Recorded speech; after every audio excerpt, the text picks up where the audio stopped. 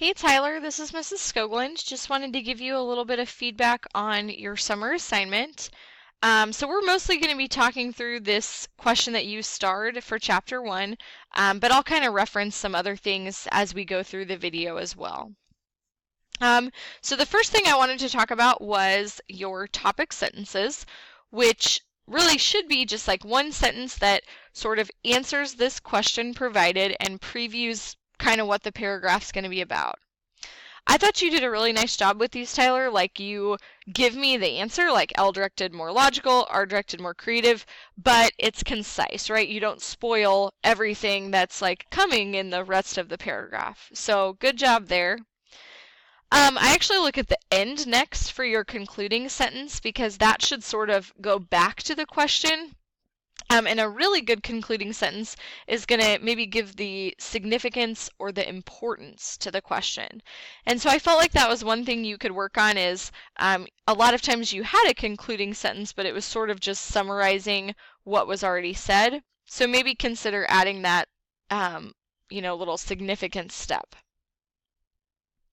All right, the next thing I looked for was evidence. Thought you did a good job selecting your evidence. And then most times you did a nice job embedding. So you have like Pink says, and you have the little lead into the quote.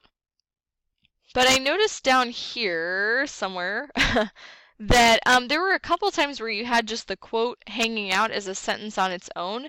And we really don't want that because this is your writing, right? So even if you just have this little introduction, that's going to be much better than nothing at all. So just kind of something to keep in mind there.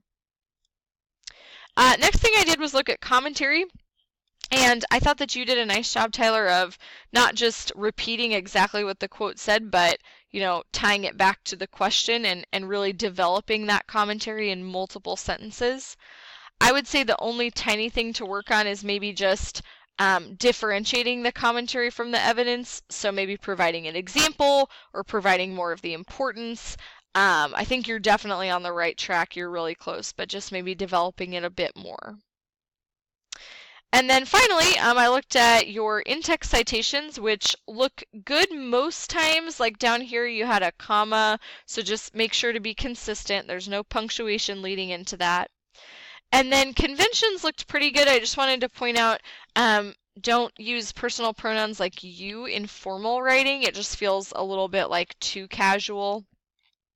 And I thought your R-directed activities looked really nice as well.